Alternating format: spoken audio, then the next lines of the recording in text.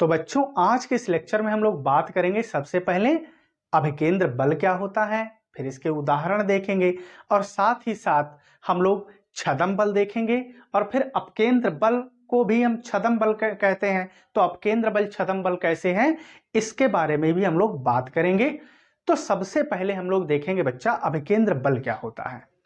तो देखिए जैसा कि हम जानते हैं कि अगर कोई कण, कहां हमने कहा कि कोई कण है जो स्मॉल आर त्रिज्या के वृत्तीय मार्ग पर गति कर रहा है, वो भी कैसे, एक समान चाल से। तो जैसा कि हम जानते हैं जब ये एक समान चाल से क्या कर रहा है, गति कर रहा है, तो गति के दौरान क्या होगा, एक त्वरण विद्यमान रहता है और ये त्वरण बच्चा होता कौन सा है, ये अभिकेंद्र त्वरण होता है। कौन सा त्वरण होता है, अभिकेंद्र त्वरण होता है। और इस त्वरण का जो मान होता है वो बच्चा क्या रहता है, नियत रहता है। क्या रहता है, नियत रहता है। लेकिन यहां पर दिशा क्या होती है, बदलती रहती है। दिशा बच्चा क्या होती है, बदलती रहती है। और ये जो त्वरण विद्यमान रहता है इसकी दिशा कहां होती है, केंद्र की तरफ होती है। बच्चा कहां होती है, केंद्र की तरफ। और न्यूटन के द्वितीय नियम से, कहां से बच्चा, हमने कहा न्यूटन के द्वितीय नियम से। तो न्यूटन के द्वितीय नियम से हम लोग क्या जानते हैं कि न्यूटन का द्वितीय नियम कहता है कि बल वही विद्यमान होगा जहां त्वरण होगा, या यूं कहो बल में सदैव एक त्वरण विद्यमान रहता है। कैसे बच्चा, क्योंकि F बराबर क्या होता है, ma, यानी कि द्रव्यमान गुणे त्वरण, तभी आया बल। ठीक है, यानी कि बल में सदैव त्वरण विद्यमान रहता है। तो यहां एक त्वरण है और त्वरण की दिशा कहां है, केंद्र की ओर है। बच्चा कहां है, केंद्र की ओर है। तो यहां पर केंद्र, अब त्वरण है तो बल होगा। तो बच्चा जो बल होगा तो बल की दिशा भी कहां होगी, बल की दिशा भी कहां होगी, केंद्र की ओर होगी। कहां होगी, केंद्र की ओर। और इस बल को ही हम लोग क्या कहते हैं, अभिकेंद्र बल। तो बच्चा हम एक बार पुनः बताते हैं, हमने क्या कहा कि हम जैसा कि जानते हैं कि अगर कोई कण एक समान चाल से किसी वृत्तीय पथ पर गति करता है तो गति के दौरान उसमें क्या होता है, उसकी गति में एक त्वरण विद्यमान रहता है। और इस त्वरण की दिशा कहां होती है, सदैव केंद्र की ओर होती है। कहां बच्चा होती है, केंद्र की ओर। और न्यूटन के नियम से हमको पता है कि अगर बल कोई होगा तो उस बल में सदैव एक त्वरण विद्यमान रहता है। तो यहां जब त्वरण है तो बल जरूर होगा। और त्वरण की दिशा केंद्र की ओर, तो बल की दिशा भी बच्चा कहां होगी, केंद्र की ओर होगी। तो अब इसकी दिशा केंद्र की ओर होती है, इसलिए हम इसे क्या कहते हैं, अभिकेंद्र बल। तो इस प्रकार हम इसे सीधे ऐसे भी परिभाषित कर सकते हैं क्या, कि एक समान वृत्तीय गति करते हुए कण पर, एक समान वृत्तीय गति करते हुए कण पर क्या होता है, केंद्र की ओर एक बल कार्य करता है। केंद्र की ओर क्या कार्य करता है, एक बल कार्य करता है। लाल मेरा, इसी बल को हम क्या कहते हैं, अभिकेंद्र बल कहते हैं। अब कण कहो चाहे पिंड भी ले लो, ठीक है। तो देखिए हमने लिख भी रखा है अभिकेंद्र बल की परिभाषा में। तो लिख क्या बच्चा रखा है कि वही एक समान वृत्तीय गति करते हुए कण, या कहो करने वाले कण अथवा पिंड पर सदैव क्या होता है, सदैव ही एक बल कार्य करता है। सदैव क्या, एक बल, क्या एक समान वृत्तीय गति करते हुए कण कहो या पिंड पर क्या सदैव एक बल कार्य करता है। और इस बल की दिशा बच्चा कहां रहती है, जिसकी दिशा वृत्तीय पथ के केंद्र की ओर, चाहे सीधे कहो जिसकी दिशा क्या होती है, केंद्र की ओर होती है, या पथ के केंद्र की ओर या वृत्तीय पथ के केंद्र की ओर होती है। इस कारण इस बल को हम लोग बच्चा क्या कहते हैं, अभिकेंद्र बल कहते हैं। क्या कहते हैं, अभिकेंद्र बल कहते हैं। अब ऐसा हम मान लेते हैं कि हमने मान लिया यदि m द्रव्यमान का कोई कण, अब ये जो बच्चा हमने कहा था कण स्मॉल r त्रिज्या के वृत्तीय पथ पर घूम रहा है, हमने कह दिया कि इसका द्रव्यमान बच्चा मेरा क्या है, स्मॉल m है। तो यदि स्मॉल m द्रव्यमान का कोई कण, हमने कहा क्या कहा, एक समान वेग v से क्या कर रहा है, गति कर रहा है। तो एक समान वेग v से r त्रिज्या के वृत्तीय पथ पर गति कर रहा है, तब जो कण पर कार्यरत अभिकेंद्र बल होगा वो बच्चा क्या होगा। तो देखिए जैसा कि हम न्यूटन नियम द्वितीय नियम जानते हैं कि बल F बराबर क्या होता है बच्चा, ma होता है। तो यहां पर जो अभिकेंद्र बल बनेगा वो बच्चा क्या होगा, कार्यरत अभिकेंद्र बल F बराबर, या अभिकेंद्र बल बराबर, तो अभिकेंद्र बल बराबर क्या बच्चा बनेगा, देखिए उस कण का द्रव्यमान, कण का द्रव्यमान और गुणे बच्चा क्या हो जाएगा, हमने कहा था कौन सा जो त्वरण होता है वो होता कौन सा है, अभिकेंद्र त्वरण। कौन सा बच्चा, गुणे अभिकेंद्र त्वरण। अब तो बच्चा इसके बाद में हम कहेंगे तो अभिकेंद्र बल, बल बच्चा क्या होता है F, तो F बराबर कण का द्रव्यमान हमने क्या मान रखा है, स्मॉल m, तो यहां क्या बच्चा हो जाएगा स्मॉल m गुणे अभिकेंद्र त्वरण। तो जैसा कि हम जानते हैं बच्चा कि अभिकेंद्र त्वरण A बराबर होता है v²/r। अगर आपने हमारा लेक्चर अभिकेंद्र त्वरण नहीं देखा है तो जरूर देखिएगा, वहां पर हमने व्यंजक निकाला है A बराबर v²/r। तो बच्चा यहां से क्या हो जाएगा, अभिकेंद्र त्वरण ये बनेगा v²/r। तो इसके बाद में हम बच्चा कहेंगे F बराबर mv²/r। तो इस प्रकार क्या आया अभिकेंद्र बल F बराबर mv²/r। अब बल है बच्चा, तो बल का जो मात्रक होता है वो लाल मेरा क्या होता है, न्यूटन होता है। अब अगर फार्मूले को ओमेगा के पदों में लिखना चाहें तो हम और आगे बढ़ा सकते हैं, क्या कि हम जानते हैं क्या बच्चा कि रेखीय वेग तथा कोणीय वेग में जो संबंध होता है वो क्या होता है, v बराबर होता है r ओमेगा। क्या होता है, v बराबर r ओमेगा। v क्या है, चाल, r त्रिज्या, और ओमेगा क्या है बच्चा, कोणीय वेग है। तो जैसा कि हम जानते हैं रेखीय वेग और कोणीय वेग में संबंध v बराबर r ओमेगा, तो हम सीधे कह सकते हैं कि बट v बराबर बच्चा क्या होता है, हमने कहा अभी r ओमेगा। तो यहां पर अगर हम v का वैल्यू रख दें तो आप देखेंगे यही बनेगा f बराबर m, तो बच्चा वैसे ही हो गया, v का वैल्यू डालो तो ये क्या हो जाएगा r ओमेगा का होल स्क्वायर, और बटे बच्चा पहले से क्या चल रहा है r। तो इसी को हम आगे से क्या कहेंगे, देखना m तो बच्चा वैसे लिख दिया, और इधर से हम कहेंगे r² और ओमेगा स्क्वायर, और बटे बच्चा पहले चल रहा r, तो ये r कैंसिल और ये स्क्वायर कैंसिल। तो f बराबर क्या आया बचा m r ओमेगा स्क्वायर।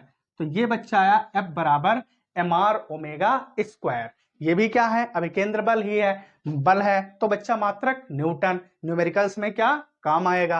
अब इसके बाद में अगर हम कहें कि आवृत्ति के पद में, प्रश्न क्या कहे, आवृत्ति के पद में अभिकेंद्र बल का मान, तो जैसा कि हम जानते हैं बच्चा कि ओमेगा बराबर क्या होता है 2n पाई। ओमेगा बराबर क्या होता है 2n पाई। तो अगर ओमेगा का मान रखेंगे तो ये हमें मिलेगा f बराबर mr, और ओमेगा का मान रखिए तो 2n पाई का बच्चा क्या बनेगा होल स्क्वायर। तो हम कहेंगे कि अभिकेंद्र बल f बराबर m और उसके बाद में r, और बच्चा ये 2 दूना क्या हो जाएगा गुणे 4 और n² और पाई²। तो ये बच्चा क्या है तुम्हारा अभिकेंद्र बल का सूत्र किसके पदों में है, ये है बच्चा आवृत्ति के पदों में अभिकेंद्र बल का सूत्र। क्या आया, F बराबर 4 पाई² n² mr, या कहो mr 4 पाई² n², जो बोलना चाहो आप बोलो। तो ये है आवृत्ति के पदों में सूत्र। तो ये बच्चा हमारा क्या था, अभिकेंद्र बल था। क्या था, अभिकेंद्र बल। अब इसके बाद में अगली हेडिंग हमने डाल रखी है कि अपकेंद्र बल जो है ये एक छदम बल होता है। अब अपकेंद्र बल बच्चा क्या होता है, छदम बल। तो देखिए सबसे पहले तो हम तुमको समझाएंगे कि छदम बल होता क्या है। तो लाल मेरा कुछ ऐसी परिस्थितियां होती हैं जिनमें हम लोग यह महसूस करते हैं कि हमारे ऊपर कोई बल कार्य कर रहा है, हमारे ऊपर कोई बल कार्य कर रहा है, लेकिन वास्तव में ऐसा होता नहीं है। मतलब हम क्या कहेंगे कि हमारे ऊपर कोई बल नहीं लगता है।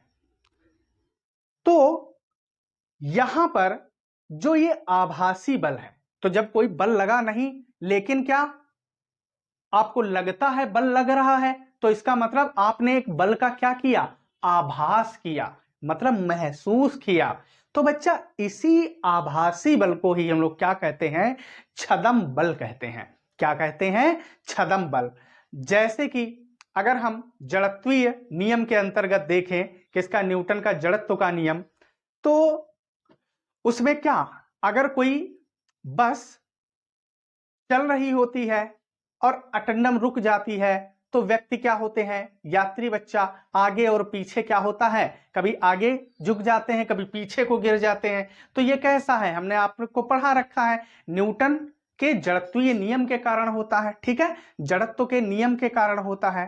तो आप देखेंगे तो बस में जब आप आगे या पीछे हिले डुले तो आपको ऐसा लगा कि आपको किसी ने क्या दे दिया, धक्का दे दिया। लेकिन क्या लाल, आपको वास्तव में किसी ने धक्का दिया था? नहीं दिया। लेकिन आपने धक्का महसूस किया। इसका मतलब ये कैसा बल है, आभासी बल है। कैसा बच्चा है बल, ये आभासी बल है। और इसी आभासी बल को हम लोग क्या कहते हैं, छदम बल कहते हैं। अब अगर हम बात करें अपकेंद्र बल की तो थोड़ा सोचिएगा कि अपने पास कोई ऐसी मेज है जो अपनी अक्ष के परितः क्या कर सकती है, घूम सकती है। सोचो गोल गोल कोई है मेज और वो ऐसे ऐसे क्या कर सकती है, घूम सकती है। और मेज पर, तो इस मेज पर सोचो एक कोई व्यक्ति खड़ा है या बैठा है।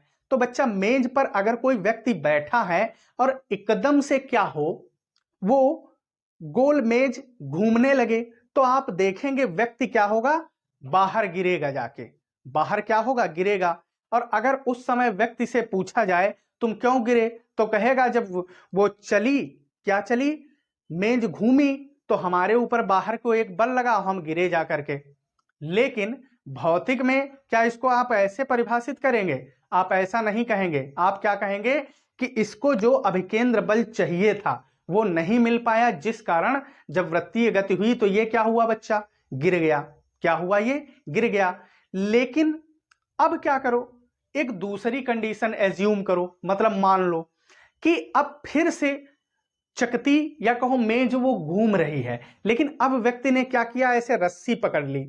उसमें जो अक्ष है, ये अक्ष ऐसे सोचो, इसमें एक उसने डोरी बांधी और यहां पर व्यक्ति बैठा है। तो और इस डोरी या कहो रस्सी को उसने बच्चा क्या कर रखा है, पकड़ रखा है। क्या कर रखा है, उसने पकड़ रखा है। तो जब इसको पकड़ लेगा, इस डोरी को पकड़ लेगा, तो अब जब चकती घूमेगी तो वो पीछे को गिरेगा, गिरेगा। लेकिन क्या होगा, लेकिन क्या होगा, जो रस्सी है वो तनाव बल से उसको संतुलित करेगी। क्या करेगी, संतुलित करेगी, और जिससे उसको अभिकेंद्र बल मिल जाएगा। और अभिकेंद्र बल मिल जाएगा तो वो गिरेगा नहीं। तो बच्चा क्या होगा, वो गिरेगा नहीं। ठीक है। लेकिन अगर तुम उस व्यक्ति से अगर ऐसे पूछते तुम क्यों गिरे, तो वो तुम्हें क्या जवाब देता, वो यही तुमको जवाब देता कि जब चकती या मेज घूमी तो घूमने पर क्या हुआ, रस्सी पर तनाव बल लगा जिसने उसको संतुलित कर दिया, और इसलिए हम नहीं गिरे। लेकिन भौतिक विज्ञान में क्या हमने बताया, भौतिक क्या कहेगी कि जब मेज घूमी, ठीक है, तो क्या हुआ, बाहर की ओर बल लगा जिस कारण वो गिरने लगा, लेकिन रस्सी ने उसे संतुलित करके उसको अभिकेंद्र बल दे दिया और वो उसी के साथ में घूमने लगा, अब बाहर की ओर नहीं गिरा। ठीक है। तो इसका मतलब हम क्या कह सकते हैं कि इस प्रकार जो अपकेंद्र बल है उसे बच्चा हम किस प्रकार से परिभाषित करेंगे। देखिए, तो वो ये क्या हो रही है बच्चा, घूम रही थी ना, घूम रही थी, तो हम क्या कहेंगे कि घूमते हुए निर्देश तंत्र में स्थित किसी वस्तु पर वृत्तीय पथ के केंद्र से बाहर की ओर कार्य करने वाले आभासी बल को अपकेंद्र बल। मतलब जब तुम मेज पर बैठे थे, घूम रहे थे, तो तुम देखे दूर गिरे जा करके, इसके मतलब केंद्र की बाहर की ओर क्या लग रहा है, एक बल लग रहा है। बच्चा क्या, अगर कोई वस्तु वृत्तीय मार्ग पर या कहो वृत्तीय पथ पर क्या कर रही है, घूम रही है, और उस पर तुम बैठे हो, तो क्या होता है, अभी देखे तुम दूर गिरे जा करके, या रस्सी पकड़े तब भी झुक गए। ठीक है। तो एक बल कार्य करता है। इसी बल को हम क्या कहते हैं, अपकेंद्र बल कहते हैं। बच्चा क्या कहते हैं, इसे अपकेंद्र बल कहते हैं। दूसरी बात, अभी जब तुमने रस्सी नहीं पकड़ी थी और तुम दूर गिरे जा करके थे, तो क्या तुमको उस समय किसी ने धक्का वक्का मारा था, नहीं मारा, लेकिन तुम गिरे जा करके। इसका मतलब जब धक्का नहीं दिया किसी ने तो तुमने एक बल का आभास किया, यानी कि बल की क्या की, कल्पना की कि हमारे ऊपर क्या हुआ, एक बल लग गया, आभासी बल। तो ये बच्चा हमने अभी बताया था कि छदम बल क्या कैसा बल है, आभासी, और ये अपकेंद्र बल भी क्या है, आभासी बल है। तो इस प्रकार हम यह भी कह सकते हैं, इस प्रकार हम यह भी कह सकते हैं कि अपकेंद्र बल जो है ये एक प्रकार का बच्चा आभासी बल है।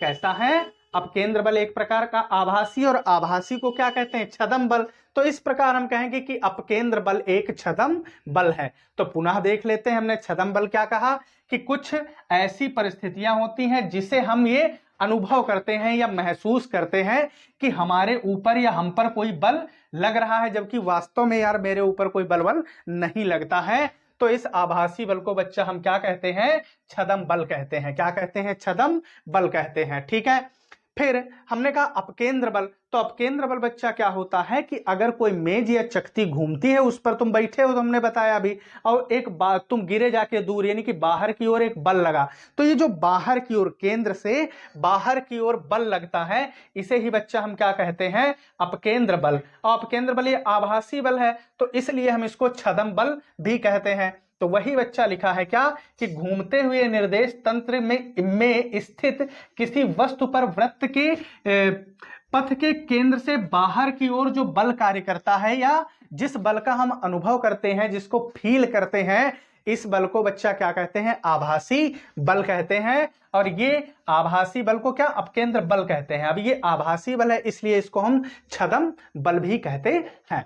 ठीक है बच्चा, तो ये हमारे हो गए अपकेंद्र बल, और क्या हो गए, छदम बल हो गए। ठीक है, अभी बच्चा हमने तुमको अभिकेंद्र बल बताया था। ठीक है, तो एक बात और, अभिकेंद्र बल कोई भी बल हो सकता है। अभिकेंद्र बल कोई बल हो सकता है। इसके उदाहरण अभी नहीं दिए थे, उदाहरण देखो। तो अब तुम सोच रहे होगे कोई बल मतलब घर्षण बल अभिकेंद्र बल का काम कर सकता है, घर्षण बल अभिकेंद्र बल का काम कर सकता है, श्यान बल भी अभिकेंद्र बल का काम कर सकता है। अब तुम सोचोगे अरे घर्षण बल कैसे अभिकेंद्र बल का काम करेगा, सोचो एग्जाम्पल के लिए। तो बच्चा साइकिल, मोटरसाइकिल या कहो कार, जब किसी मोड़ पर मुड़ती है तो मुड़ने के लिए उन्हें अभिकेंद्र बल की आवश्यकता होती है। अभिकेंद्र बल, अब तुम सोच रहे होगे ये कहां से मिलता है, तो ये बच्चा उस टायर और रोड के घर्षण से प्राप्त होता है। तो देखिए अभिकेंद्र बल यहां कहां से बना, घर्षण बल से। तो इस प्रकार हम कह सकते हैं ना कि घर्षण बल भी अभिकेंद्र बल का काम कर सकता है। ठीक है बच्चा, या दूसरा एग्जाम्पल अभिकेंद्र बल का क्या, कि अगर कोई गेंद क्या करो, एक धागे में बांध लो और बांध करके उसको यूं यूं यूं यूं नचाओ, तो देखोगे ये तो उंगली केंद्र का काम कर रही जो नचाए हो, तो केंद्र की तरफ एक बल लग रहा है, तो ये भी बच्चा का है अभिकेंद्र बल का क्या है, उदाहरण है। अब बच्चों अगर आप स्क्रीनशॉट लेना चाहें तो आप इसका स्क्रीनशॉट ले लीजिए। ठीक है, तो बच्चों हम आशा करते हैं कि हमारा वीडियो आपको पसंद आया होगा।